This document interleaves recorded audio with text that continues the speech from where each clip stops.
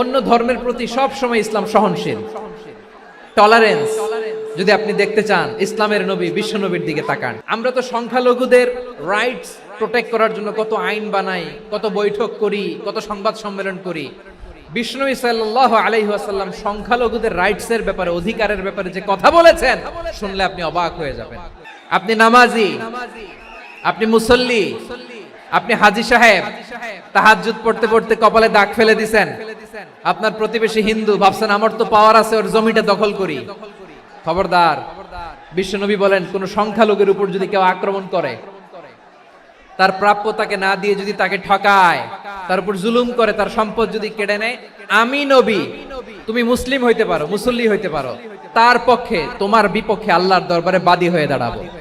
এখানেই শেষ নয়, বিশ্বনবী বলেন মান কাতালা মুআহাদান, বুখারীর বর্ণনা, মান কাতালা মুআহাদান লাম ইয়ারাহ রাইহাতাল জান্নাহ। অন্যায় ভাবে কোন মুসলিম যদি কোন সংখ্যালঘুরে হত্যা করে, জান্নাতে যাওয়া তো দূরের কথা, ওই মুসলিম জান্নাতের ঘ্রাণও পাবে না। যে আল্লাহ বিশ্বাস করে আর আখিরাতে বিশ্বাস করে, সেজন্য প্রতিবেশীর সাথে ভালো আচরণ করে। প্রতিবেশী আস্তিক হোক নাস্তিক হোক, প্রতিবেশী মুমিন হোক মুশরিক হোক, প্রতিবেশী হইলেই তার সাথে ভালো আচরণের দরকার আছে না নাই? আজকে যে টপিকের উপর আমি কথা বলবো, টপিকটা হচ্ছে peaceful coexistence and communal harmony, শান্তিপূর্ণ সহাবস্থান এবং সাম্প্রদায়িক সম্প্রীতি। আমাদের বাংলাদেশে সাম্প্রদায়িক সম্প্রীতি আছে না নাই? আবহমান কাল থেকে আমরা মুসলিম, হিন্দু, বৌদ্ধ, খ্রিস্টান, পাহাড়ি, নৃগোষ্ঠী মিলেমিশে একাকার, আমরা সবাই মিলে বাংলাদেশ। আমাদের পারস্পরিক সম্প্রীতি, ভালোবাসা, সৌহার্দ্যপূর্ণ আচরণ, বোঝাপড়া, এটা বেশ মজবুত। তবে মাঝে মাঝে আমাদের এই সম্প্রীতির ভেতরে অনেকে ফাটল ধরাতে চায়। আমরা যে সুখে আছি, শান্তিতে আছে, এটা অনেকের ভালো লাগে না। আমাদের মধ্যে সাম্প্রদায়িক সম্প্রীতি, সৌহার্দ্যপূর্ণ আচরণ, ভালোবাসা, এটা আবহমান কাল ধরে আছে। তার প্রমাণ, আমরা তাফসিরুল মাহফিলের আয়োজন করলে আমাদের হিন্দু ভাইরা ডিস্টার্ব করে না, ঠিক কিনা? এবং আমি যদি বলি হাত তোলেন, হিন্দু ধর্মের কারা কারা এসেছেন, কত শত কত হাজার যে হাত উঠবে, আপনি অবাক হয়ে যাবেন। আমি চাচ্ছি না হাত উঠাতে। So it's our responsibility to present our religion to our non-Muslim brothers and sisters. আমাদের অমুসলিম ভাই বোনদের কাছে ইসলামের সৌন্দর্য তুলে ধরা, এটা আমাদের দায়িত্ব। We all are the ambassador of Islam. আমরা প্রত্যেকে দায়িত্বশীল, আমরা প্রত্যেকে এক একজন ইসলামের অ্যাম্বাসেডর। আলহামদুলিল্লাহ বলেন। সো আমরা যেন ইসলামের বিউটিটাকে তুলে ধরতে পারি এবং এই যে সম্প্রীতি, এটাকে যেন আমরা অটুট রাখতে পারি। আদতে বাংলাদেশের ইতিহাস বলে আমাদের দেশে কোনো দাঙ্গা নাই, আছে? আমরা ভাই ভাই, আওয়াজ করে বলুন তো, আমরা কি ভাই ভাই? কিন্তু কিছু দুষ্ট লোক আছে, তারা আমাদের সম্পর্কের মধ্যে ফাটল ধরাতে চায়, মাঝে মাঝে ঝগড়া লাগাতে চায়।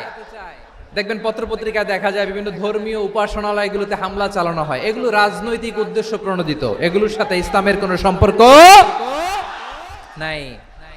এজন্য এই দুর্বৃত্তদের ব্যাপারে আমাদের সাবধান থাকতে হবে, আমরা সংঘবদ্ধ থাকবো। এই যে আমাদের পিসফুল কোএক্সিস্টেন্স, শান্তিপূর্ণ সহাবস্থান। যেদিন হিন্দুদের পূজা অনুষ্ঠান, আমরা ওই দিন তাফসির মাহফিল করি না, ঠিক কিনা বলেন? যেদিন আমাদের তাফসিরুল কোরআনের প্রোগ্রাম, ওই দিন আমাদের হিন্দু ভাইরা ডিস্টার্ব করে না। সুবহানাল্লাহ। হিন্দুদের পূজা অনুষ্ঠানে আইন শৃঙ্খলা বাহিনীর পাশাপাশি মাদ্রাসার ছাত্ররা যে সেখানে পাহারা দেয়। গোটা পৃথিবীতে এই দৃষ্টান্ত আপনি পাবেন। মাদ্রাসার ছাত্ররা, তারা তো কোরআনের ধারক, তারা হাদিসের ধারক, তারা কেন মন্দির পাহারা দিবে? এই সম্প্রীতিকে ধরে রাখার জন্য, এই সৌহার্দ্যকে ধরে রাখার জন্য, আমাদের পারস্পরিক ভালোবাসাকে অটুট রাখার জন্য। এখন বলেন, আমাদের এই ভালোবাসা অটুট থাক, আমরা চাই কি চাই না? আল্লাহ এই দেশকে তুমি বরকতময় করো, বাংলাদেশকে তুমি শান্তিময় করো। প্রিয় ভাইরা, আমি বলেছিলাম আমার আলোচনার বিষয় হচ্ছে শান্তিপূর্ণ সহাবস্থান, সাম্প্রদায়িক সম্প্রীতি। আমরা দেখব ইসলাম আমাদেরকে কি কি দিক নির্দেশনা দেয়।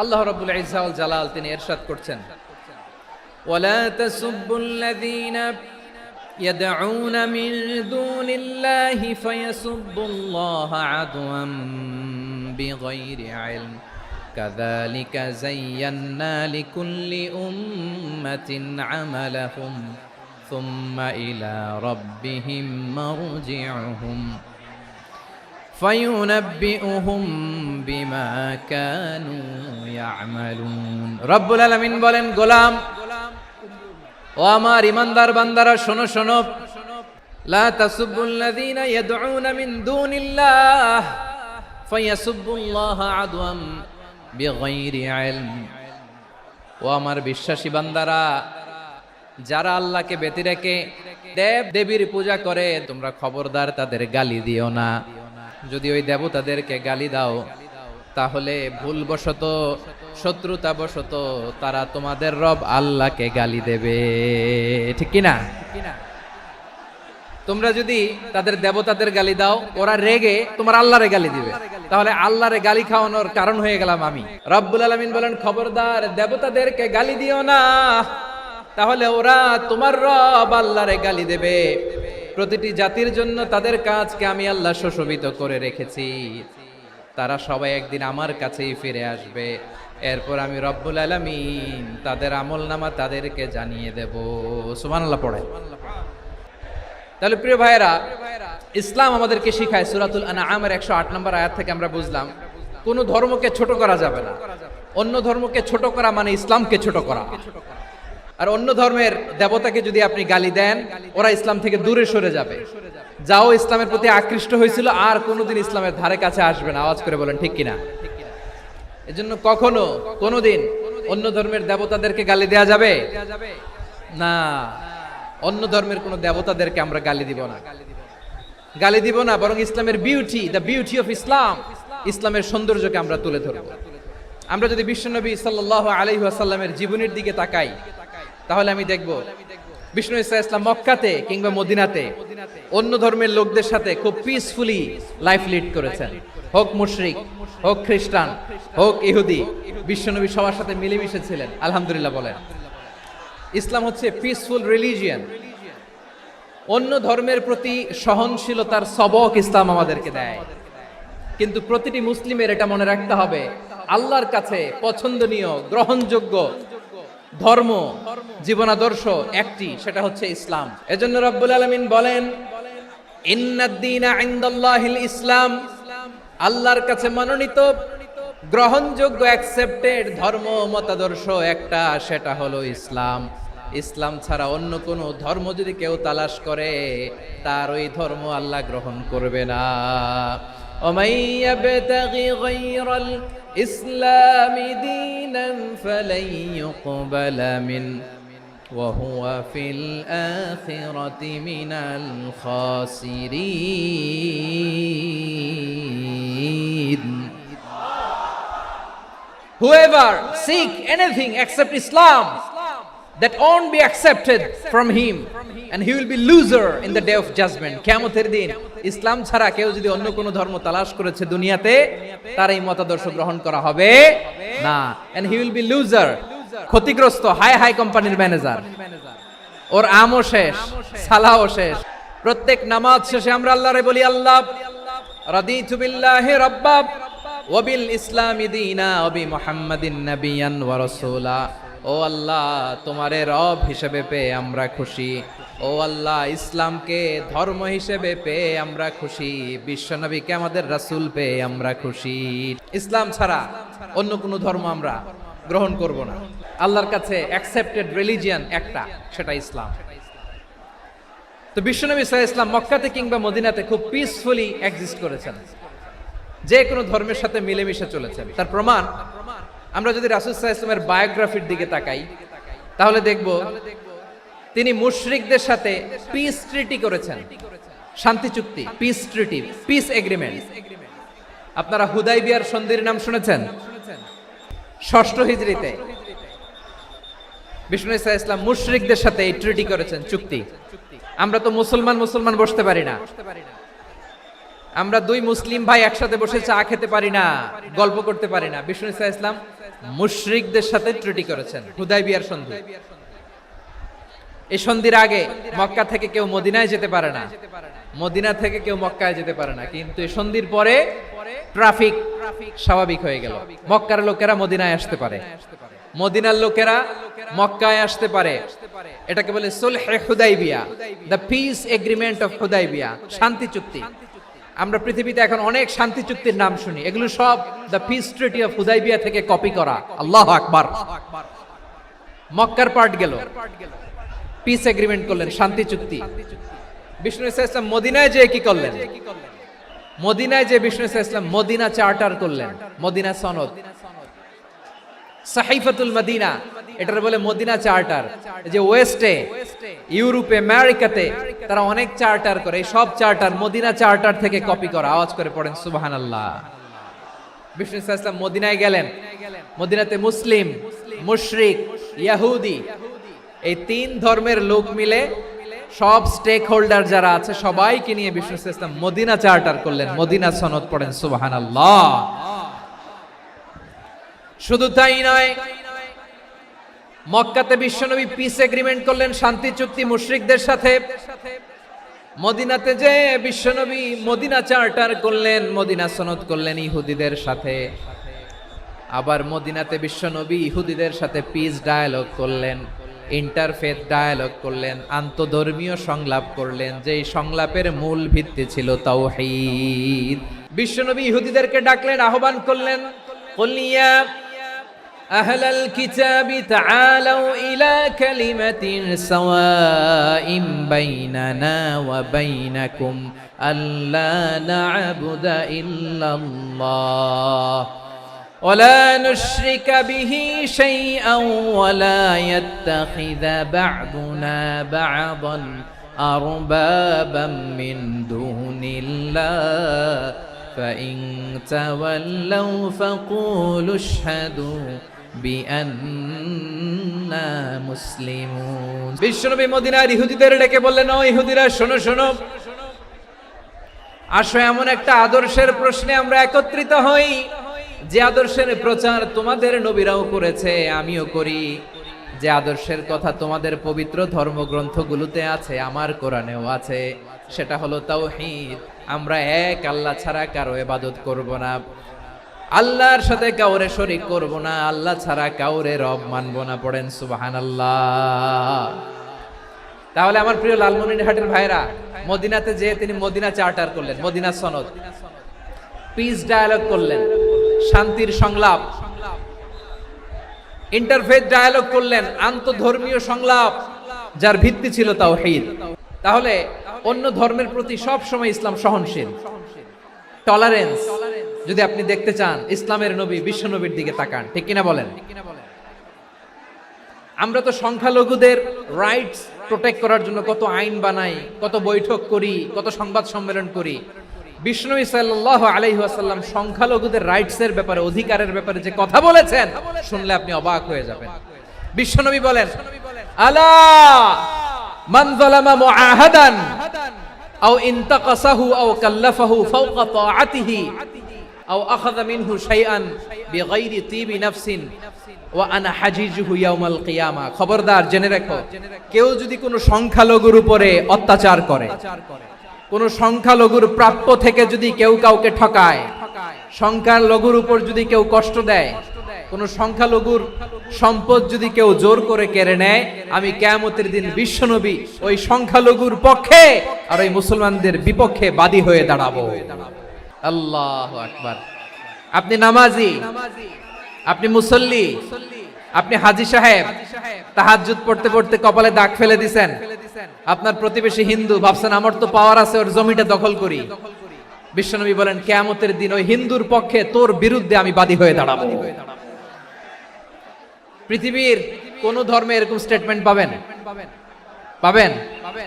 আপনি ভাবছেন আপনি নামাজ পড়লে হাজী সাহেব কপালে দাগ ফেলায় দিলে আপনি সেলসেলায় জান্নাতে চলে যাবেন না? খবরদার।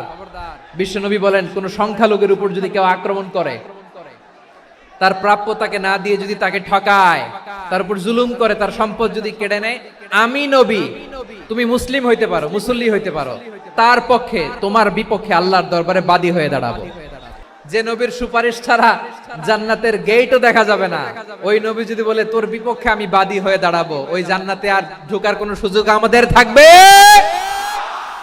এখানেই শেষ নয়, বিশ্বনবী বলেন মান কাতালা মুআহাদান, বুখারীর বর্ণনা, মান কাতালা মুআহাদান লাম ইয়ারাহ রাইহাতাল জান্নাহ। কেউ যদি, কোন মুসলিম যদি অন্যায়ভাবে কোনো সংখ্যালঘুকে হত্যা করে, কোনো হিন্দুকে হত্যা করে, কোনো বৌদ্ধরে হত্যা করে, অন্যায়ভাবে কোনো মুসলিম যদি কোনো সংখ্যালঘুরে হত্যা করে, জান্নাতে যাওয়া তো দূরের কথা, ওই মুসলিম জান্নাতের ঘ্রাণও পাবে না। সহিহ বুখারীর বর্ণনা, মান কাতালা মুআহাদান লাম ইয়ারাহ রাইহাতাল জান্নাহ ওয়া ইন্না রিহাহা লা ইউজাদু মিন মাসিরাতি 40 আমা। যে জান্নাতের ঘ্রাণ 40 বছর দূরের রাস্তা থেকেই পাওয়া যায়। সুবহানাল্লাহ পড়েন। এত দূরে থাকতেই জান্নাতের ঘ্রাণ আপনার নাকে এসে ধাক্কা মারবে। বিশ্বনবী বলেন, যে ব্যক্তি কোন সংখ্যালঘুকে হত্যা করে জান্নাতে তো ঢুকতে পারবেই না, জান্নাতের ঘ্রাণও তার নাকে লাগবে না। পড়েন নাউযুবিল্লাহ। তাহলে সংখ্যালঘুদের ব্যাপারে ইসলামে অধিকার দেয়া আছে না নাই? এখানেই শেষ না, বিষ্ণু ইসলাম আপনার অমুসলিম প্রতিবেশীর সাথে ভালো আচরণ করতে বলেছে। আমাদের হয় না, এটা মুসলিম পাড়া, ওটা বৌদ্ধ পাড়া, হয় না? অনেক সময় হয় না, এটা আমাদের মুসলিম পাড়া, ওইটা হিন্দু পাড়া, এরকম আছে না নাই? হিন্দু যদি আপনার প্রতিবেশী হয় কি করবেন? ওর কষ্ট দিবেন নাকি? কেন? ও তো হিন্দু, ও তো আমার আল্লাহরে ডাকে না, ওরে কষ্ট দিলে জায়েজ হবে না? খবরদার। বিষ্ণু ইসলাম বলেন, মান কানা ইউমিনু বিল্লাহ ওয়াল ইয়াউমিল আখির ফালিউকরিম জারাহ। যে আল্লাহ বিশ্বাস করে আর আখিরাতে বিশ্বাস করে, সেজন্য প্রতিবেশীর সাথে ভালো আচরণ করে। সুবহানাল্লাহ। কলিজা জুড়ায় যায় না আমার নবীর কথাগুলো শুনলে? যে আল্লাহ বিশ্বাস করে, যে আখিরাতে বিশ্বাস করে, সেজন্য প্রতিবেশীর সাথে ভালো আচরণ করে। এখানে বলছে মুসলিম প্রতিবেশী বলছে, নামাজি প্রতিবেশী বলছে, আল্লাহওয়ালা প্রতিবেশী বলছে না। প্রতিবেশী আস্তিক হোক নাস্তিক হোক, প্রতিবেশী মুমিন হোক মুশরিক হোক, প্রতিবেশী হইলেই তার সাথে ভালো আচরণের দরকার আছে না নাই?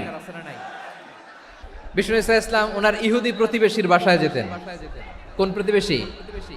ইহুদি। এক ইহুদি কিশোর বিষ্ণু ইসলামের খেদমত করতে, ইহুদি ছেলে আমার নবীর খেদমত করতো, তারা ছিল নবীর প্রতিবেশী। তো অনেক দিন হয় ইহুদি ছেলেটা আসে না। বিশ্বনবী খোঁজ দিলেন, ঘটনা কি? একটা ইহুদি ছেলে না আমার খেদমতে আসতো, ছেলেটা কই? খোঁজ নিয়ে জানলেন ছেলেটা অসুস্থ। বিষ্ণু ইসলাম ওই ইহুদির বাড়িতে চলে গেলেন ওই ছেলেটাকে দেখা করার জন্য, ভিজিট করার জন্য। সুবহানাল্লাহ পড়বেন না? গেলেন, যে দেখে ইহুদি ছেলেটা মুমূর্ষ, জান যায় যায় ভাব, বিছানায় পড়ে আছে, তার বাবা দাঁড়ানো। বিশ্বনবী তার মাথার পাশে বসলেন, মাথায় হাত বুলিয়ে দিলেন, আর ছেলেটাকে বললেন আসলিম, হে ইহুদি ছেলে আসলিম, ইসলাম ধর্ম গ্রহণ করো। তো ছোট্ট ছেলে ভাবে আমরা ইহুদি, এখন ইসলাম ধর্ম গ্রহণ করলে আব্বা যদি বকা দেয়, ফানাযারা ইলা ওয়াজহি আবি, ছেলেটা তার বাবার চেহারার দিকে তাকালো, দেখি আব্বা কি কয়। আব্বা যদি বলে তাইলে ইসলাম ধর্ম গ্রহণ করব। ইহুদি ছেলেটা তার বাবার দিকে যখন তাকালো, ওর বাবা বলে আতি আবুল কাসিম, আবুল কাসিম যা বলে তাই করো। আবুল কাসিম হচ্ছে বিষ্ণু ইসলামের একটা কুনিয়াত, উপনাম। আমার রাসূলের বড় ছেলের নাম ছিল কাসেম। যেমন দেখবেন আমাদের এলাকায় কারো ছেলের বড় ছেলের নাম যদি হয় আব্দুল্লাহ, এরা আব্দুল্লাহর বাপ বলে ডাকে। কারো বড় মেয়ের নাম যদি হয় ফাতেমা, এরা কি ডাকে? ফাতেমার বাপ বলে না? তো বিষ্ণু ইসলামের বড় ছেলের নাম ছিল কাসেম। ইহুদি বাবা বলল আতি আবুল কাসেম, আবুল কাসেম যা বলে তাই শোনো, মানে মোহাম্মদ যা বলে তাই শোনো। এই কথা শুনে ছেলে সাহস পাইছে, ছেলে আবার পড়তে আরম্ভ করলো আশহাদু আল্লাহ ইলাহা ইল্লাল্লাহ ওয়া আশহাদু আন্না মুহাম্মাদার রাসূলুল্লাহ। পড়েন আল্লাহু আকবার।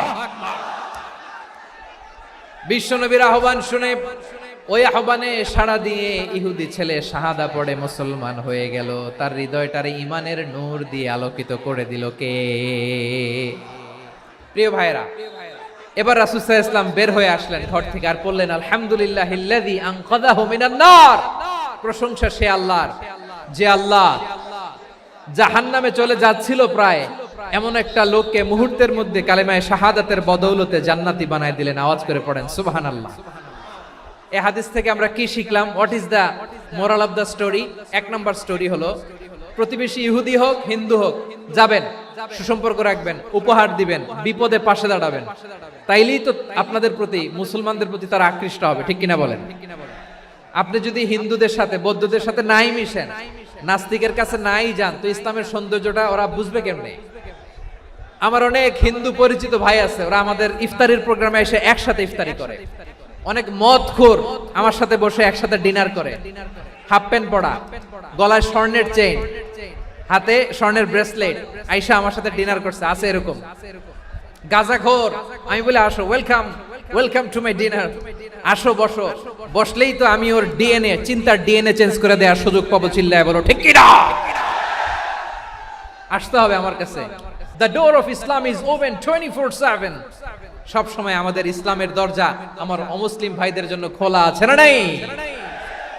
এই হাদিস থেকে দুইটা শিক্ষা। এক নম্বর শিক্ষা, প্রতিবেশী মুসলিম হোক অমুসলিম হোক, যান, অসুস্থ হইলে একটু আপেল নিয়ে যান, আঙ্গুর নিয়ে যান, কমলা নিয়ে যান, তাদের সাথে ভালো আচরণ করেন। ইসলামের বিউটি দেখে, সৌন্দর্য দেখে অবাক হবে, নসিব ভালো হলে কোনোদিন কালিমা পড়ে মুসলমান হয়ে যাবে। তাহলে অমুসলিমের সাথে ভালো সম্পর্ক। বিশ্বনবী ইহুদির বাড়িতে গেলেন, ইহুদির বাড়ি, আর আমার মুসলমান ভাই আমার কাফের বলে, এরকম আছে না নাই? মুসলিম মুসলিমরা দেখতে পারে না, সহ্য করতে পারে। বিশ্বনবী সাল্লাল্লাহু আলাইহি ওয়াসাল্লাম ইহুদির বাড়িতে গেলেন, এটা একটা শিক্ষা। দুই নম্বর শিক্ষা হলো, বিশ্বনবী সাল্লাল্লাহু আলাইহি ওয়াসাল্লামের খাদেম ছিল ইহুদি, এতদিন খেদমত করলো, একদিনও বিশ্বনবী ওরে কালিমার দাওয়াত দেয় নাই। কারণ কি? বিশ্বনবী একটা ভালো সময়ের অপেক্ষা করতেছিলেন, প্রপার টাইমিং। দাঈর কাজ হচ্ছে দাঈ, দাঈ ইলাল্লাহ, সে হচ্ছে সুযোগ সন্ধানী। দাঈ সুযোগ খোঁজে, কখন দাওয়া দিলে ব্যাটে বলে হবে, ঝোপ বুঝে কোপ মারে, ঠিক কিনা বলেন? বিষ্ণু সাল্লাল্লাহু আলাইহি ওয়াসাল্লাম ভালো সময়ের অপেক্ষা করতেছিলেন, দেখি ভালো সময় আসুক আসুক আসুক আসুক। আস্তে আস্তে এমন সময় আসছে, ছেলে এবার মুমূর্ষ, অসুস্থ ব্যক্তির হৃদয় অত্যন্ত নরম থাকে। হসপিটালে যখন কেউ যায় তার হৃদয়টা বড্ড নরম থাকে, মৃত্যুর ভয়ে তার অন্তরটা নরম থাকে, ঠিক কিনা বলেন? এই প্রপার টাইমিং এর অপেক্ষা করতেছিলেন, যখনই টাইমিং পেয়েছেন দাওয়াত দিলেন, পড়ো লা ইলাহা ইল্লাল্লাহ, সুবহানাল্লাহ পড়েন সবাই। তাহলে ইসলাম অমুসলিম প্রতিবেশীর সাথে ভালো আচরণ করতে বলে। ইসলাম অমুসলিম মাতা পিতার সাথেও ভালো আচরণ করতে বলে। মাতা পিতা যদি অমুসলিম হয় তারা ফেলে দিতে পারবেন? অনেক হিন্দু ছেলে আমাদের হাতে শাহাদা পড়ে মুসলিম হয়, কিন্তু ওর মা মুসলমান হয় নাই, বাবাও হয় নাই, এরকম আছে না নাই? তো ও হয়েছে মুসলিম, মা বাপ হিন্দু, এখন মা বাপ কি বাদ? হ্যাঁ, মা বাপ বাদ দেয়া যাবে? যেই মা আপনারে 9 মাস 8 মাস পেটে ধারণ করলো, আপনার মায়ের নার ছেঁড়া ধন, আপনি ওই মারে বাদ দিতে পারবেন? যে মায়ের বুকের তাজা দুধ খেয়ে আপনি আজকে বাড়ন্ত তাজা তরতাজা, ওই মারে বাদ দেয়া যাবে? মায়ের এক ধারে দুধের দাম, কাটিয়া গায়ের চাম, পাপুষ বানাইলে ঋণের শোধ হবে না, এমন দরদি ভাবে কেউ হবে না আমার মাগো। মায়ের এক ধারে দুধের দাম, কাটিয়া গায়ের চাম, পাপুষ বানাইলে ঋণের শোধ হবে না, এমন দরদি ভাবে কেউ হবে না আমার মাগো। মাকে তো বাদ দেয়া যায় না। وقضى ربك ألا تعبدوا إلا إياه وبالوالدين إحسانا। আল্লাহ বলে অবধারিত দুইটা ভার্ডিক তোমাদের জন্য, এক আল্লাহর ইবাদত করবা আর মা বাবার প্রতি ইহসান করবা। আদেশটা কার? মা বাবার প্রতি ইহসান করতে হবে। আমার মা হিন্দু হোক ভালো আচরণ করতে হবে, বৌদ্ধ হোক ভালো আচরণ করতে হবে। আমার যে সমস্ত হিন্দু ভাইয়েরা মুসলিম হয়েছে, তোমাদের মা বাবা এখনো মুসলমান হয় নাই, তাদের সাথে ভালো আচরণ করতে হবে। আপনাদের খেদমত নিজে করতে হবে অথবা খেদমতের ব্যবস্থা করাই দিতে হবে। মান্থলি যে খরচ লাগে এটা দিতে হবে। আরে তুমি এখন মুসলিম, তোমার মা বাবা হিন্দু, এখনই তো সুযোগ ইসলামের সৌন্দর্য দেখানো। এখন মা বাবা যদি দেখে আরে এটা হিন্দু থাকতে তো বদমাইশ ছিল, বেয়াদব ছিল, কি এমন ধর্ম সে গ্রহণ করলো যেটা গ্রহণের সাথে সাথে সে পাল্টে গেল, নসিব ভালো হইলে তারাও কালিমা পড়ে মুসলমান হয়ে যাবে। বিষ্ণু ইসলামের স্ত্রীর নাম ছিল আয়েশা রাদিয়াল্লাহু তাআলা আনহা, আবু বকর রাদিয়াল্লাহু তাআলা আনহুর মেয়ে। আবু বকর রাদিয়াল্লাহু তাআলা আনহুর আরেক মেয়ের নাম হচ্ছে আসমা। দুজনই আবু বকর রাদিয়াল্লাহু তাআলা আনহুর মেয়ে, আসমা আর আয়েশা, দুজন বোন, এক মায়ের না, বাবা এক মা দুইজন। আয়েশা রাদিয়াল্লাহু তাআলা আনহার মায়ের নাম উম্মে রুমান, আর আসমা রাদিয়াল্লাহু তাআলা আনহার মায়ের নাম কুতাইলা বিনতে আব্দুল উজ্জা। আবু বকর রাদিয়াল্লাহু তাআলা আনহু 4টা বিয়ে করেছিলেন।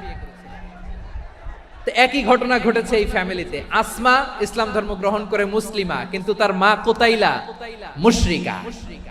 তার মানে মেয়ে মুসলিম, মা অমুসলিম, ভেজাল আছে না নাই? কিন্তু কুতাইলা আর ধৈর্য ধারণ করতে পারে না।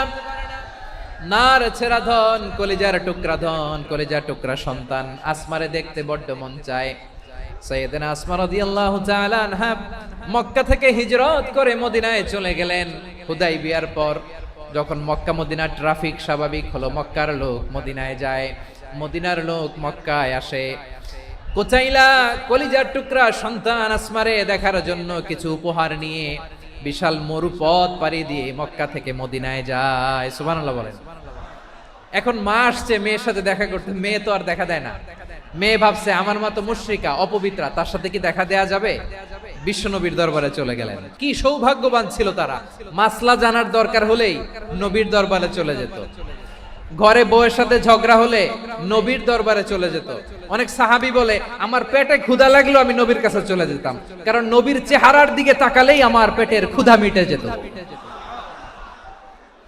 সাইয়েদনা আসমা রাদিয়াল্লাহু তাআলা আনহা বিশ্বনবীর কাছে চলে গেলেন, যে বললেন ইয়া রাসূলুল্লাহ ইয়া হাবিবাল্লাহ ইন্না উম্মি কাদিমাতুন ইলাইয়া ওয়া হিয়া রাগিবা। আমার মা মক্কা থেকে অনেক দূর মরুর পথ পাড়ি দিয়ে উপহার সামগ্রী নিয়ে মদিনায় আমার সাথে দেখা করতে এসেছে গো নবী। আমার জানতে বড্ড ইচ্ছে হয় আমি আমার মুশরিকা দেখা করতে পারবো কিনা। আফা আসিলুহা, আগে যেমনি আমি আমার মায়ের সাথে ভালো আচরণ করতাম, যেমনি আমি আমার মায়ের সাথে সদাচরণ করতাম গো নবী, এখন আমি মুসলিমা, মা মুশরিকা, এখনো কি আগের মতো সদাচরণ করতে পারবো নাকি? বিশ্বনবী বললেন নাম সিলিহা, হ্যাঁ রে আসমা, অবশ্যই অবশ্যই, আগে ঠিক যেমন তুমি তোমার মায়ের সাথে ভালো আচরণ করতে, এখনো তেমনি আগের মতো ভালো আচরণ করবা। কি ইসলাম আমরা পেয়েছি! কত ব্রড মাইন্ডেড আমাদের ইসলাম, কত ওপেন মাইন্ডেড ইসলাম, কত ওপেন আপ করতে পারে, চিন্তা করতে পারেন। বিষ্ণু বললেন হ্যাঁ অবশ্যই, নাম সুলিহা, আগে যেমনি ভালো আচরণ করছো আসমা, এখন ওইরকমই করো, পারলে আরো বাড়াই করো। তাহলে আমার যে হিন্দু ভাইয়েরা, হিন্দু বোনেরা, ইমানের দৌলতে আপনি ধন্য হয়েছেন, আপনার আম্মা আব্বা এখনো মুসলমান হয় নাই, তাদের জন্য দোয়া করেন, আল্লাহ যেন তাদেরকেও ইমানের দৌলত দান করে। এখন বলেন ইসলাম কি ন্যারো মাইন্ডেড রিলিজিয়ান না ব্রড মাইন্ডেড? কতটা ব্রড মাইন্ডেড দেখেন। বিশ্বনবী সাল্লাল্লাহু আলাইহি সাল্লাম অমুসলিমরা যদি নবীকে উপহার দিত, ওই উপহারও বিশ্বনবী গ্রহণ করতেন। সুবহানাল্লাহ পড়েন।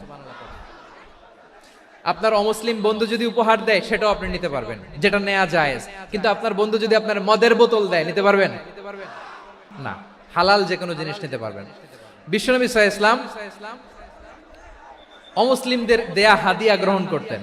কেমন নবী ছিলেন! আমার নবীরে চিনে নেন, আমার নবীর অ্যাটিটিউড জেনে নেন। বিষ্ণু ইসলাম যখন কোন জনপদে যেতেন 3টা অপশন নিয়ে যেতেন। 1 নাম্বার অপশন আসলিম তাসলাম,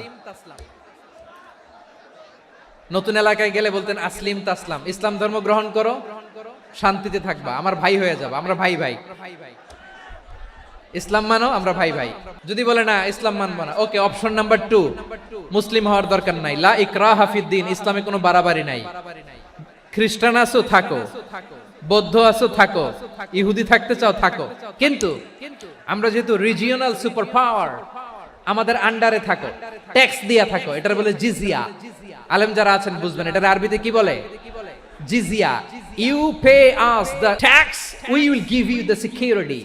তোমরা ট্যাক্স দিবা, আমরা সিকিউরিটি দিব, আমাদের আওতায় থাকবা, কেউ তোমাদেরকে আক্রমণ করতে পারবে না, আমরা নিরাপত্তা দিব। সুবহানাল্লাহ বলেন। ট্যাক্স দাও, আমরা সিকিউরিটি দিব না, এটাও মানি না। বিষ্ণু বলেন তাহলে তলোয়ার আমাদের আর তোমাদের মাঝে ফয়সালা করবে, মুসলিমও হবে না, ট্যাক্স দিবা, নিরাপত্তা দিব, আমরা সুপার পাওয়ার, আমাদের আন্ডারে থাকবে, এটাও না, তাহলে তোমাদেরকে তো আমরা বিশ্বাস করতে পারি না। কখন না কখন বিশ্বাসঘাতকতা করো, কার সাথে মিলে হাত মিলাও, তলোয়ার আমাদের মাঝে ফায়সালা করবে। তখন তিনি জেহাদের সশস্ত্র সংগ্রামের ঘোষণা দিতেন। সুবহানাল্লাহ পড়েন। দেখেন পশ্চিমারা জেহাদকে এইভাবে চিত্রায়িত করে না। ওরা জেহাদ বলতে বুঝায় তলোয়ার, হাত কাটো, গলা কাটো না। জেহাদ সশস্ত্র সংগ্রাম 3 নম্বরে। অধিকাংশ ক্ষেত্রেই বিশ্বনবীর সুন্দর আচরণ দেখে, আরে আমার নবীর যে নুরানি চেহারা, অনেকে তো কেবল সিরেফ চেহারাটা দেখেই কালিমা পড়ে মুসলমান হয়ে গিয়েছে। যারা মুসলিম হয় নাই তারা তাদের ইসলামেই বলবৎ ছিল, ট্যাক্স দিয়ে ইসলামের আন্ডারে ছিল। যারা এটাও মানে নাই ওইটাও মানে নাই, তাদের বিরুদ্ধে জেহাদ। বিষ্ণু ইসলাম 7ম হিজরিতে যখন খায়বার বিজয়ের পরে ইসলাম রিজিওনাল সুপার পাওয়ার হিসেবে আত্মপ্রকাশ করলো, বিশ্বনবী চিঠি লিখলেন অন্যান্য সুপার পাওয়ারের কাছে। রাষ্ট্রীয় চিঠি লেখে এক রাষ্ট্রপ্রধান আরেক রাষ্ট্রপ্রধানের কাছে। এই যে 24-এর ছাত্র নাগরিক অভ্যুত্থানে, এই অভ্যুত্থান যখন শুরু হয়, আমি তখন সাউথ আফ্রিকাতে একটা স্ট্যাটাস দিয়েছিলাম, কোটা নয় গোটা দেশ সংস্কার করা লাগবে। আমাদের ইউনাইটেড আরব আমিরাতের বাংলাদেশি ভাইয়েরা তারা সেখানে রাস্তায় নেমে এসেছিল, জানেন? ওইখানে ডেমনস্ট্রেশন করা যায় না, সেখানকার সরকার তাদেরকে যাবজ্জীবন দিয়েছিল। তখন আমাদের এই যে প্রধান উপদেষ্টা ডক্টর মোহাম্মদ ইউনূস সরাসরি G2G বলে, এটারে G2G, government to government, G2G, উনি চিঠি লিখলেন যে তাদেরকে, ইউর হাইনেস, হে সম্মানিত আমির, আপনি আমার এই চিঠির কারণে আমার সম্মানে এই 53 জন বাংলাদেশিকে মাফ করে দেন। এই চিঠির বদৌলতে বেকসুর খালাস পেয়ে গিয়েছিল আমাদের ভাইরা। জানেন না এই ঘটনা আপনারা? তাহলে গভর্নমেন্ট টু গভর্নমেন্ট চিঠি দেওয়া হয়। 7ম হিজরিতে বিষ্ণু ইসলাম সব সুপার পাওয়ারের কাছে চিঠি দিলেন, রোমান সম্রাটের কাছে, পারস্য অধিপতির কাছে, মিশরের অধিপতির কাছে, সবার কাছে চিঠি লিখলেন। চিঠির ভাষা ছিল এরকম, মিন মুহাম্মাদিন রাসূলিল্লাহ ইলা মুকাওকিস আযীমিল কিবত, মুহাম্মদ রাসূলুল্লাহর পক্ষ থেকে মিশরের বাদশার কাছে, আসলিম তাসলাম, ইসলাম মানো শান্তিতে থাকবা, সালামুন আলা মান ইত্তাবা আল হুদা, শান্তি তার জন্য যে হেদায়েতের অনুসরণ করে। সুবহানাল্লাহ পড়েন। তো এই চিঠি অনেকে ভালোভাবে রিসিভ করেছে, অনেকে এই চিঠি পাওয়ার পরে নবীর কাছে আবার ইন রিটার্ন উপহার পাঠিয়েছে। মিশরের বাদশা মুকাওকিস তিনি বিশ্বনবীকে বিশাল এক উপহারের ডালি পাঠিয়েছেন। মিশরের বাদশা মুকাওকিস ছিলেন ধর্মে খ্রিস্টান। কি উপহার দিয়েছিল আমার নবীকে? 1000 স্বর্ণমুদ্রা। 2টা খ্রিস্টান দাসী, একজনের নাম মারিয়া বিনতে শামউন আল কিবতিয়া, আরেকজনের নাম সিরিন বিনতে শামউন আল কিবতিয়া। একজন খ্রিস্টান দাস 20 থান কাপড় জামা বানানোর জন্য, আমরা নবী যেন সেলাই করে জামা বানাতে পারে এজন্য 20 থান কাপড়। এরপরে একটা গাধা যেটার নাম ছিল উফাইর, আর একটা খচ্চর, এটার নাম ছিল দুলদুল। খচ্চর চিনেন? গাধা আর ঘোড়ার ক্রসিং এ যে প্রাণীটা দুনিয়াতে আসে ওটার খচ্চর বলে। তো এই যে সুপার পাওয়ার খ্রিস্টান বাদশার কাছে নবী চিঠি লিখলেন, ওই খ্রিস্টান বাদশা আমার নবীকে উপহার দিল। বিশ্বনবী এই উপহারগুলো সানন্দে গ্রহণ করেছে। তাহলে অমুসলিম কেউ যদি আপনাকে উপহার দেয়, হালাল উপহার হলে আপনি গ্রহণ করতে পারবেন। অনুরূপ ভাবে পারস্যের বাদশা, রোম সম্রাট বিশ্বনবীকে উপহার পাঠিয়েছেন। আমার নবী সবগুলো উপহার, গিফট গ্রহণ করেছেন। আম্মাজান আয়েশার কাছে মাসালা জানতে চায় মেয়েরা, হে আম্মাজান, অগ্নি উপাসকেরা তাদের ঈদের দিন নওরোজের সময় আমাদেরকে পাখি দেয়, নেওয়া যাবে? উনি বললেন, ওরা জবাই করে দিলে নেওয়া যাবে না, কিন্তু ওরা যদি ফলমূল এরকম খাবার দেয় এগুলো নেওয়া যাবে। তার মানে অমুসলিমদের দেয়া উপহার এটা গ্রহণ করা যায়। শুধু তাই নয়, বিষ্ণু ইসলাম অমুসলিমদের সাথে আর্থিক লেনদেনও করেছেন, ফিনান্সিয়াল ডিলিং করেছেন। অমুসলিমদের সাথে প্রয়োজনে আপনি ফিনান্সিয়াল ডিলিং করতে পারবেন। আমরা প্রায় দেখি বাজারের মিষ্টির দোকানগুলো আমার হিন্দু ভাইদের, তারপরে যে বারবার শপ, চুল কাটে যে নাপিত, অধিকাংশ নাপিতের দোকানে কারা? আমার হিন্দু ভাইরা। তা আপনি চুল কাটতে পারবেন কিনা? পারবেন। তার দোকান থেকে দই মিষ্টি কিনতে পারবেন কিনা? হ্যাঁ, আমার মুসলিম ভাইয়ের দোকান থাকলে ওইটারে আমি বেশি প্রায়োরিটি দিব, ঠিক কিনা? কিন্তু যদি তাদের সার্ভিস নিতে চান, প্রোডাক্ট নিতে চান, পারবেন। তার দলিল সহিহ বুখারী, আম্মা জান আয়েশা রাদিয়াল্লাহু তাআলা আনহা বলেন, ইশতারা রাসূলুল্লাহ সাল্লাল্লাহু আলাইহি ওয়াসাল্লাম মিন ইয়াহুদিয়িন তুআমান ওয়ারাহানাহু দিরআহু মিন হাদিদ। রাসূল সাল্লাল্লাহু আলাইহি ওয়াসাল্লাম এক ইহুদির কাছ থেকে, কার কাছ থেকে? আমার নবী, পেয়ারা নবী এক ইহুদির কাছ থেকে জব কিনেছিল, জব, বার্লি, যেটা দিয়ে রুটি বানায়। ওই জবের দাম দেওয়া টাকা পয়সা নবীর কাছে ছিল না, ফলে নবী ওনার একটা পোশাককে মর্গেজ রেখেছিলেন, মর্গেজ, বন্ধক, যে এখন এটার দাম দিতে পারবো না, কয়েক কেজি বার্লি নিয়ে যাই আর বন্ধক হিসেবে আমার জামাটা রেখে গেলাম, যেদিন দাম দিব ওই দিন জামাটা ছুটায় নিয়ে যাব। দিরআহু মিন হাদিদ, লোহার তৈরি বর্ম, মানে যুদ্ধের পোশাক, লোহা দিয়ে বানানো। বিশ্বনবী বললেন কয়েক কেজি জব দাও, টাকাটা পরে দিব, এখন টাকা নাই, বন্ধক হিসেবে, মর্গেজ হিসেবে আমার জামা রেখে গেলাম, যখন টাকা দিব জামা ছুটায় নিব। এ থেকে বোঝা গেল অমুসলিমদের সাথে ফিনান্সিয়াল ডিলিং করা যায়, অর্থনৈতিক লেনদেন করা যায়, কেনাবেচা করা যায়, প্রোডাক্ট কেনা যায়। এমনকি আমাদের মসজিদে নববীতে বারান্দায় আপনারা একটা অটোমেটিক ফ্লাইং আমব্রেলা দেখছেন? সূর্য যখন বাড়ে মসজিদে নববীর বারান্দায় ইয়ার্ডের মধ্যে অটোমেটিক্যালি কিছু আমব্রেলা আছে, শাঁ করে খুলে যায়, আর সূর্যের তাপ লাগে না। আবার সন্ধ্যাবেলায় এই আমব্রেলা গুলো ওরা ক্লোজ করে ফেলে, দেখছেন? এই মসজিদে নববীকে সর্বোচ্চ উন্নত মানের কনস্ট্রাকশন ইনফ্রাস্ট্রাকচার ডেভেলপ করার জন্য কর্তৃপক্ষ কিছু অমুসলিম ইঞ্জিনিয়ারের, ডিজাইনারের সহায়তা নিয়েছিল। সুবহানাল্লাহ বলেন।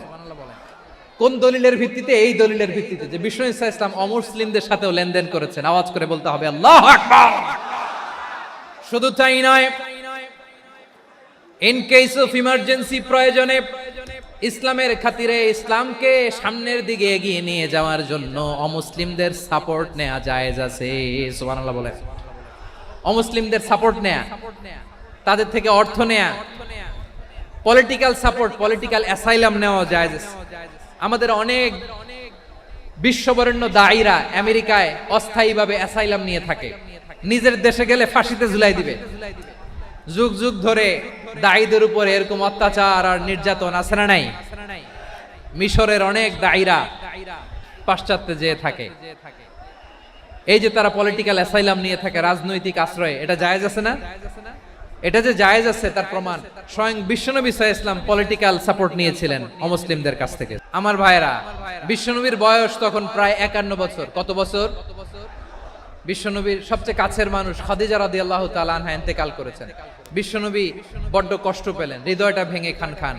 যিনি ঘরের ভেতরে বিশ্বনবীকে সান্ত্বনা দিতেন, ভালোবাসা দিতেন, বাইরে গেলে কুরাইশরা বকাঝকা করে, অত্যাচার করে, কিন্তু আম্মাজান খাদিজা রাদিয়াল্লাহু তাআলা আনহা ঘরটারে এমন শান্তির নীড় বানায় রেখেছেন, এই ঘরের ভিতরে ঢুকলে বিশ্বনবীর কলিজাটা ঠান্ডা হয়ে যেত। এজন্য রব্বুল আলামিন বলেন, খাদিজা, ও আমার বান্দি খাদিজা, জান্নাতে এমন স্পেশাল একটা ঘর আমি তোমার জন্য রেডি করে রেখেছি। ওই ঘরের মধ্যে কোনো আওয়াজ নাই, ওই ঘরের মধ্যে কোনো নয়েজ নাই, ওই ঘরে কোনো বিশৃঙ্খলা নাই। কারণ মক্কার জমিনে আমার নবী কুরাইশদের বিশৃঙ্খলা, নয়েজ আর ঝামেলাগুলোকে উপেক্ষা করে যখন তোমার ঘরের ভিতরে ঢুকতো, ঘরটারে তুমি শান্তির নীড়, ঠান্ডা, নীরব, নিস্তব্ধ, নিঝুম আর শান্তির নীড় বানিয়ে রেখেছো। এজন্য জান্নাতে স্পেশাল একটা শান্তির নীড় আমি তোমারে উপহার দেব। ওই প্রিয়তমা স্ত্রী খাদিজা ইন্তেকাল করলেন, বিশ্বনবীর হৃদয় ভেঙে খান খান। আবার ওনার চাচা আবু তালেব ইন্তেকাল করলেন, যিনি পলিটিক্যাল শেল্টার দিতেন নবীকে। আবু তালেবের ভয়ে, বিশ্বনবীর এই চাচার ভয়ে কোন মুশরিক নবীর গায়ে হাত দেওয়ার সাহস পায় নাই। এখন স্ত্রীও নাই, চাচাও নাই, নবীকে আশ্রয় দেওয়ার কেউ নাই, নবীর চারদিকে অন্ধকার। নবী এখন কই যাবেন? আমার পেয়ারা নবী নতুন স্টেশন খুঁজতেছেন, নতুন দাওয়াতি প্ল্যাটফর্ম খুঁজতেছেন। তিনি যায়েদ বিন হারেসা রাদিয়াল্লাহু তাআলা আনহুকে নিয়ে মক্কার পাশের একটা নেইবরিং সিটি তায়েফে চলে গেলেন দিনের দাওয়াত দেওয়ার জন্য। নাকি জমি কিনতে গেছিলেন? দুনিয়ার যশ খ্যাতির জন্য, নিজের কোনো লাভের জন্য? তায়েফবাসীদেরকে জাহান্নামের আগুন থেকে বাঁচানোর জন্য। আওয়াজ করে বলতে হবে ঠিক কিনা? বিশ্বনবী বিশাল মরুপথ, পাহাড়ি পথ পাড়ি দিয়ে তায়েফের মরুজমিনে গেলেন কোরআনের দাওয়াত নিয়ে, ইমানের দাওয়াত নিয়ে। কিন্তু তায়েফের লোকেরা বিশ্বনবীর দাওয়াতকে শুধু প্রত্যাখ্যান করেই থামে নাই, তারা বিশ্বনবীর সাথে অত্যন্ত খারাপ আচরণ করেছে, বিশ্বনবীকে শারীরিকভাবে হেনস্থা করেছে, আমার নবীকে শারীরিকভাবে অত্যাচার করেছে। আমার পেয়ারা নবীর গায়ে পাথর মেরেছে, বিশ্ব নবীর গা বেয়ে ঝরঝর করে রক্ত ঝরেছে, নবী জামিনের মধ্যে লুটিয়ে পড়েছেন, আবার মেরেছে, আবার নবী হাঁটতে শুরু করলেন, পেছন থেকে আবার মেরেছে, আবার নবী রক্তাক্ত হয়ে জামিনের মধ্যে লুটিয়ে পড়লেন, আবার মেরেছে। বিশ্ব নবীর মতো এত সুশ্রী মানব, বিশ্ব নবীর মতো এত শুভ্র মানব, বিশ্ব নবীর মতো এমন চমৎকার দেহাবয়ব দিয়ে রব্বুল আলামিন কাউকে বানান নাই। এরকম চমৎকার মানুষটাকে তারা তায়েফের ওই জমিনে রক্তাক্ত করেছে। বিশ্বনবী দুনিয়ার কোনো স্বার্থের জন্য সেখানে যান নাই, নিজের কোনো লাভের জন্য, প্রাপ্তির জন্য যান নাই, তায়েফবাসীদের জাহান্নামের আগুন থেকে বাঁচাতে গিয়েছেন। খেয়ে না খেয়ে দ্বীনি প্রচারের কাজে নিজেকে দিয়েছ বিলিয়ে, তায়েফের কাফিরেরা চিনল না সে আলো, দুষ্ট ছেলেদের পিছু দিল লেলিয়ে, পাথরের আঘাতে ক্ষত বিক্ষত হয়ে সারা শরীর থেকে রক্ত ঝরে। হে রাসূল তোমাকে ভুলি আমি কেমন করে, হে রাসূল তোমাকে ভুলি আমি কেমন করে। পারেন না আপনারা? ধরুন আমার সাথে। হাজার ব্যথা বেদনার পরে ফিরে আসনি তুমি আপন ঘরে, দিনের আলো তুমি ছড়িয়ে দিতে, চলে গেলে মদিনায় মক্কা ছেড়ে। হে রাসূল তোমাকে ভুলি আমি কেমন করে, হে রাসূল তোমাকে ভুলি আমি কেমন করে। প্রিয় ভাইরা, তায়েফের ছেলেরা নবীকে রক্তাক্ত করলো। আমার নবী কই যাবে? কই যাবে? মক্কায় জায়গা নাই, তায়েফে জায়গা নাই। তায়েফ থেকে ভারাক্রান্ত মন নিয়ে আমার নবী মক্কায় ফিরে আসলেন। বিশ্ব নবী মক্কায় ঢুকতে পারেন না। মক্কার মরুভূমির দিকে তাকিয়ে, উপত্যকার দিকে তাকিয়ে বিশ্বনবী ধা ধা করে কাঁদেন, ঝরঝর করে নবীর চেহারা মোবারক থেকে চোখের পানিগুলো বেয়ে বেয়ে পড়ে। আমার জন্মস্থান, আমার শৈশব, কৈশোর, যৌবন কেটেছে এই মক্কায়, আমার এলাকায় আমি ঢুকতে পারি না। বিশ্বনবী মক্কার অনতি দূরে দাঁড়িয়ে জায়েদকে পাঠালেন, জায়েদ যাও দেখো কেউ আমাকে সাপোর্ট করার মতো আছে কিনা, যাও অমুকের কাছে যাও। জায়েদ গেলেন, তারাও প্রত্যাখ্যান করে ফিরিয়ে দেয়। বিশ্বনবী বললেন যাও অমুক লোকের কাছে যাও, তিনিও প্রত্যাখ্যান করে ফিরিয়ে দিলেন। কেউ বিশ্বনবীকে আশ্রয় দিতে রাজি হয় না। নিজ জন্মভূমিতে বিতাড়িত বিশ্বনবী, সর্বশেষ বিশ্বনবী বললেন যাও মুতঈম ইবনে আদির ঘরে যাও। মুতঈম ইবনে আদি মুশরিক, তার কাছে যাও। গেলেন, মুতঈম ইবনে আদি রাজি হয়ে গেল। দেখেন অনেক বিপদের সময়ও আমি নিজে সাক্ষী, সামাজিকভাবে, রাজনৈতিকভাবে কত ঝঞ্ঝা, কত ষড়যন্ত্র, কত কনস্পাইরেসি পাড়ি দিয়ে আমাদেরকে সামনে এগিয়ে যেতে হয়। এই শত্রুদের ভেতরেও একজনকে দাঁড় করিয়ে দেয় যে আল্লাহর কোরআনের জন্য রেডি হয়ে যায়। পড়েন সুবহানাল্লাহ।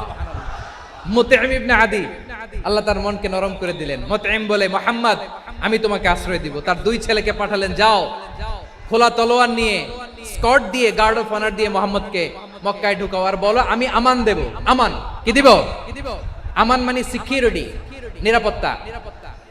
সিকিউরিটি ছাড়া, আমান দেওয়া ছাড়া কেউ থাকতে পারতো না মক্কায়। দুই ছেলে বিষ্ণু ইসা ইসলামকে নিয়ে আসলো। নবী কাবার চারদিকে তাওয়াফ করলেন, নামাজ পড়লেন। আবু জাহেল, উতবা, শাইবা, ওয়ালিদ ইবনে মুগীরা সবাই দেখে, কেউ কিছু করতে পারে না। কারণ মুতঈম ইবনে আদি ঘোষণা দিয়েছেন আমি মুহাম্মদকে আমান দিয়েছি, মুহাম্মদের গায়ে যেন কেউ স্পর্শ না করে। আওয়াজ করে পড়েন সুবহানাল্লাহ। নবীর এই বিপদ কালে মুহূর্তে মুতঈমের হৃদয়টারে নরম করে দিল কে? এই মুতঈম কি মুসলিম ছিল না মুশরিক? তাহলে মুশরিকের কাছ থেকে নবী পলিটিক্যাল অ্যাসাইলাম, আধুনিক রাষ্ট্রবিজ্ঞানের ভাষায় পলিটিক্যাল অ্যাসাইলাম, যেটাকে বলে রাজনৈতিক আশ্রয়, উনার আমান বা নিরাপত্তার এই ঘোষণায় তিনি মক্কায় ঢুকলেন। যতদিন নিরাপত্তা ছিল ছিলেন। মুতঈম যখন মারা গেল, বিষ্ণু ইসলাম হিজরত করে মদিনায় চলে গেলেন। সুবহানাল্লাহ। কিন্তু মুতঈম যে বিশ্বনবীর উপকার করছে এটা বিশ্বনবী ভুলে নাই। আমাদের অনেকে আছে উপকার করার পরে আর খেয়াল থাকে না, এরকম আছে না নাই? আমার নবী ভুলে নাই। বদরের প্রান্তরে 70 জন কাফেরকে যখন বন্দী করে বিশ্বনবীর সামনে হাঁটু গেড়ে দাঁড় করানো হলো, বসানো হলো, 70 জন কাফের। কয়জন? বিশ্বনবী তাদের দিকে তাকিয়ে বললেন, সহিহ বুখারীর বর্ণনা, লাউ কানাল মুতঈম ইবনে আদি হাইয়ান সুম্মা কাল্লামানি হাউলা ইন্নাতনা লা তারাকতুহুম লাহু। বদরের প্রান্তরে 70 জন বন্দী কাফিরের দিকে তাকিয়ে আমার নবী বললেন, আজকে মুতঈম ইবনে আদি যদি বেঁচে থাকতো আর তোমাদের 70 জনের ব্যাপারে যদি মুতঈম এক বাক্যে একটা সুপারিশ করত, তার সম্মানে আজকে তোদের সবাইকে আমি মাফ করে দিতাম। বিশ্বনবী মুতঈমের এই সাহায্যের কথা বলে নাই। 70 জন মুশরিক হাঁটু গেড়ে বসা, নবী চাইলে এখনই এক্সিকিউশন অর্ডার দিতে পারে। তিনি বললেন, আজকে যদি মুতঈম বেঁচে থাকতো আর মুতঈম যদি তোদের জন্য সুপারিশ করতে, এই আবর্জনাগুলোর ব্যাপারে সুপারিশ করতে, আমি মুহূর্তেই তোদেরকে এমনি মাফ করে দিতাম। শুধু তাই নয়, যাকে যে সম্মান দেয়ার আমার নবী দিতেন, হোক আস্তিক হোক নাস্তিক, হোক মুসলিম হোক অমুসলিম। রোমান সম্রাটের কাছে বিশ্বনবী যখন চিঠি লিখলেন মিন মুহাম্মদ রাসূলিল্লাহ ইলা হিরাকলা আযীমির রোম, মুহাম্মদের পক্ষ থেকে হিরাক্লিয়াসের কাছে, যিনি হচ্ছেন আযীমির রোম। এটা নবী নিজ থেকে বানায় লিখছেন, অতিরিক্ত সম্মান দিয়ে। কোন রাষ্ট্রপ্রধান যখন আসে তাদেরকে আমরা কি বলি জানেন? তার নামের শেষে HE এটা লিখতে হয়, H.E. মানে হিজ এক্সেলেন্সি। কি লেখে? হিজ এক্সেলেন্সি অথবা ইউর হাইনেস, ইউর ম্যাজেস্টি। দেখেন, বিশ্বনবী সাল্লাল্লাহু আলাইহি ওয়াসাল্লাম সব নবীদেরও নবী। তিনি একজন মুশরিক খ্রিস্টান সম্রাট, রোমান সম্রাটের কাছে চিঠি লিখতে যায়, লিখতেছে ইলা হিরাকলা আযীমির রোম, হিরাক্লিয়াসের কাছে আমার চিঠি, যিনি রোমের আযীম, হিজ হাইনেস, মানে রোমের অনেক সম্মানিত এক বাহাদুর। আওয়াজ করে বলেন সুবহানাল্লাহ। তার মানে যাকে যে সম্মান দেয়ার এটা বিশ্বনবী দিতেন। এমনকি যেই ইহুদিরা ভালো ছিল, এই ইহুদিদেরও প্রশংসা করেছেন বিশ্বনবী মুহাম্মদুর রাসূলুল্লাহ সাল্লাল্লাহু আলাইহি ওয়াসাল্লাম। এক ইহুদির প্রশংসা করেছেন বিশ্বনবী। ইহুদির কার? আমি তো আমার ভাইয়ের প্রশংসা করি না, আমি তো এক আলেম আরেক আলেমরে স্পেস দেই না, আমি তো এক দায়ী আরেক দায়ীর সাথে বসতে চাই না। আমার নবী ইহুদির প্রশংসা করে। কার প্রশংসা? ওই ইহুদির নাম ছিল মুখাইরিক। সিরাত গ্রন্থ ঘাটলে পাবেন।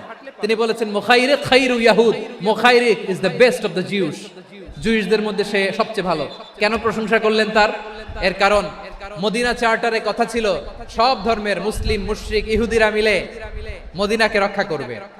কিন্তু তৃতীয় হিজরিতে যখন উহুদের যুদ্ধ শুরু হলো, সবার কথা ছিল যেই আক্রমণ করে আমরা মদিনাকে বাঁচাবো। কোন শহরকে বাঁচাবো? মদিনাকে। কিন্তু কুরাইশরা যখন অ্যাটাক করলো, ইহুদিরা আর আসে না, ইহুদিরা আর বেরোয় না। বিষ্ণু বললেন, ওহে ইহুদিরা, তোমরা না চুক্তি করলে আমার সাথে যে মদিনা বাঁচাতে সবাই ঝাঁপিয়ে পড়বো, আসো। একটা ইহুদিও বেরোয় না, কেউ আসে না সেদিন, একজন ছাড়া। তার নাম মুখাইরেক। তার নাম কি? মুখাইরেক বাহাদুরের মতো ঘোড়সাওয়ার হয়ে বেরিয়ে গেলেন এবং বললেন, গোটা ইহুদি সাম্রাজ্যের একজনও যদি না আসে, আমি মুখাইরেককে কেউ ঘরে আটকে রাখতে পারবে না। বেরিয়ে আসলেন, এসে বললেন, আমি মুহাম্মদের পক্ষে যুদ্ধ করব। আমি মারা গেলে আমার সম্পদ আমার উত্তরাধিকারীরা পাবে না, আমার সম্পদ তোমরা মুহাম্মদকে দিয়ে দিবা। সুবহানাল্লাহ বলেন। উহুদের ময়দানে 70 জন মুসলমান শহীদ হলো। এই ইহুদি, সেও মুসলমানের পক্ষে যুদ্ধ করে নিহত হলো। মুসলিমদের লাশ যখন নিয়ে আসা হলো, এই মুখাইরিকের লাশও নিয়ে আসা হলো।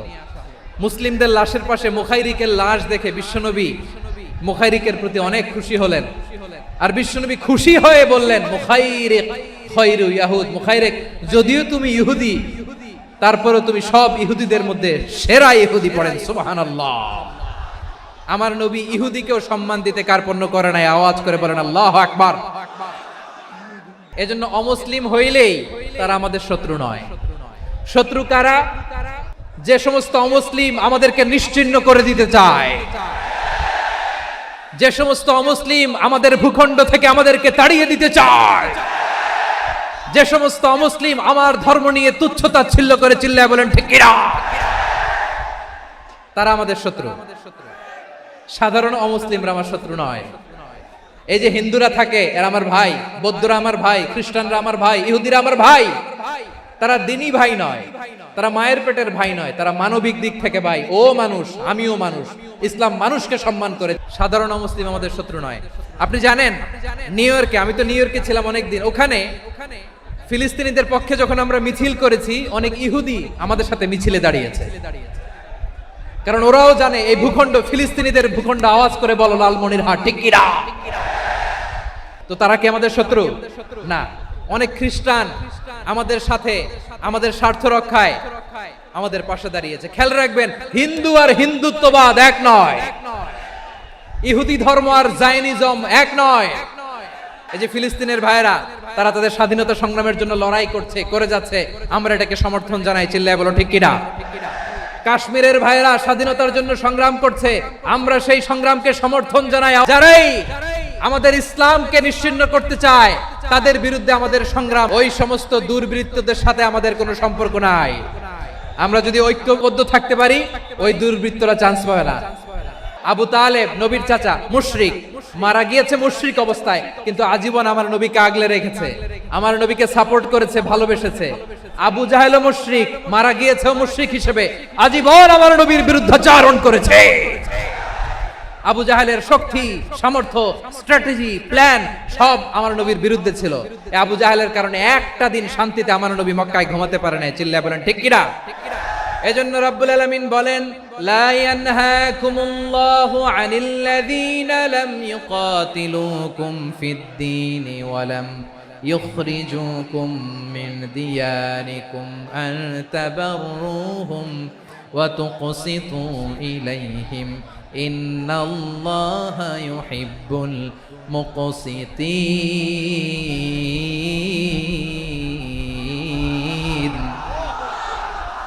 আল্লাহ বলে, গোলামেরা শোনো শোনো, যে সমস্ত অমুসলিম তোমাদের সাথে ধর্মযুদ্ধে লিপ্ত হয় না, তোমাদের বিরুদ্ধে যে সমস্ত অমুসলিম অস্ত্র ধরে না, যে সমস্ত অমুসলিম তোমাদেরকে তোমাদের জন্মস্থান থেকে, ভূখণ্ড থেকে তাড়িয়ে দেয় না, তাদের সাথে ভালো আচরণ করতে আমি আল্লাহ নিষেধ করি নাই। তাদের সাথে সদাচরণে কোনো নিষেধাজ্ঞা নাই, বরং তাদের সাথে সদাচরণ করো, এটাই আমি আল্লাহ চাই। তাহলে আমার যে অমুসলিমরা আমাদের সাথে শত্রুতা করে না, তুচ্ছতাচ্ছিল্য করে না, আমাদের ভূমি থেকে আমাদেরকে উচ্ছেদ করতে চায় না, আমাদের বিরুদ্ধে অস্ত্র ধরে না, ওই অমুসলিম ভাইদের সাথে আমাদের কোনো দ্বন্দ্ব আছে? কোনো বিরোধ আছে? বরং আছে ভালোবাসা। বরং আছে কি? এই ভালোবাসা দিয়ে আমরা বিশ্ব জয় করব। রাজি আছো মুসলমান? আমাদের পুঁজি ভালোবাসা। আমাদের পুঁজি কি? আমার এই পুরো আলোচনা থেকে দা রিলিজিয়াস কোএক্সিস্টেন্স, পিসফুল কোএক্সিস্টেন্স, শান্তিপূর্ণ সহাবস্থান, কমিউনাল হারমোনি, এই সাম্প্রদায়িক সম্প্রীতি, এই আলোচনা থেকে কি বুঝলেন? ইসলাম কি ন্যারো মাইন্ডেড না ব্রড মাইন্ডেড? এই ব্রড মাইন্ডেড হৃদয় নিয়ে, ভালোবাসা দিয়ে আমরা বিশ্ব জয় করতে চাই। রাজি আছেন? আল্লাহ কবুল করুক। আমরা সবাই পড়ি আমিন। আমার প্রিয় মায়েরা, বোনেরা, আপনাদের জন্য একটা হাদিস বলে শেষ করব। বিশ্বনবী বলেন, আমার মায়েরা খেয়াল করে শুনুন, বিশ্বনবী আপনাদের উদ্দেশ্য করে বলেন, আল মারআতু ইযা সাল্লাত খামসাহা ওয়া সামাত শাহরাহা হাফিজাত ফুরুজাহা আতাআত বা'লাহা ফালতাদখুল মিন আইয়ি আবওয়াবিল জান্নাতি শাআত। বিশ্বনবী আপনাদেরকে 4টা কাজের কথা বলেছেন, খুব বেশি না। 4টা করলে 8 জান্নাতের দরজা সব খোলা। কোনটা দিয়ে যাবেন? যেটা দিয়ে মনে চায়। 1 নাম্বার 5 ওয়াক্ত নামাজ। আমার বোনেরা জোহরের নামাজ পড়তে পড়তে এটা আসরে নিয়ে যায়, আসর পড়তে পড়তে মাগরিবে নিয়ে যায়, এরকম আছে না নাই? আমার বোনেরা এটা করবেন না। ইন্নাস সালাতা কানাত আলাল মুমিনিনা কিতাবাম মাওকুতা, সময় মতো পড়বেন। সামাত শাহরা, রমাদানের রোজাগুলো রাখবেন। হাফিজাত ফুরুজাহা, যে নারী তার চরিত্রকে হেফাজত করে, তার প্রাইভেট হেফাজত করে, তার লজ্জাস্থান হেফাজত করে। ও মায়েরা, আপনার এই গর্ভ যে কত দামি আপনি জানেন না। আপনার এই গর্ভ থেকে জন্মাবে আগামীর সালাহুদ্দিন আল আইয়ুবী। আপনার গর্ভ থেকেই জন্মাবে ইমাম আল মাহদি আল মুনতাজার। আপনার পেট থেকে জন্মাবে আবু সাইদের মতো বীর সৈনিক। আপনার পেট থেকে জন্মাবে মুগ্ধের মতো বীর মুজাহিদ। আপনি জানেন না কে আসবে আপনার পেট থেকে। সময়টাকে কাজে লাগান, ইসলামকে বুঝেন, মানেন, আমাদের ইসলামিক লেকচারগুলো শোনেন। আমরা যে বার্তাগুলো, ইনস্ট্রাকশনগুলো, দিক নির্দেশনাগুলো আপনাদের খেদমতে রাখি, এগুলো মেনে চলুন। আপনিই পারেন আপনার ঘরটাকে জান্নাতের টুকরা বানাতে। একটা family it's a very big institution and you are the MD the managing director of this institution. চিল্লায় বলেন ঠিক কিনা? চাইলেই পারেন ঘরটারে জান্নাতের টুকরা বানাতে। 5 ওয়াক্ত সালাত, রমাদানের রোজা, নিজের চরিত্রের হেফাজত, ও আতাআত বালাহা, স্বামীর আনুগত্য। এটাতে অনেকে ভুল করে থাকে। হায় রে আমার বোনেরা, স্বামীর আনুগত্যকে এটা নিজের অপমান মনে করবেন না। আপনার স্বামী আপনার সবচেয়ে বড় গার্ডিয়ান, তিনি আপনার সবচেয়ে ভালো চায়। নারী কখনো গার্ডিয়ানশিপের বাইরে থাকতে পারে না। হয় আপনি বাবার গার্ডিয়ানশিপের ভেতরে, বাপ না থাকলে ভাই আপনার গার্ডিয়ান, ভাই না থাকলে চাচা গার্ডিয়ান, বিয়ের পরে আপনার স্বামী আপনার গার্ডিয়ান। শরিয়া সম্মত স্বামীর আদেশগুলো আপনি মেনে চলবেন, কিন্তু শরিয়া বিরুদ্ধ কোনো আদেশ মানতে আপনি বাধ্য নয়। এই 4টা কাজ যদি কোনো নারী করে, বিষ্ণুই বলেন জান্নাতের 8টা দরজা খোলা, তোমার যেটা দিয়ে মনে চায় সেটা দিয়ে জান্নাতে তুমি এন্ট্রি নিতে পারবা।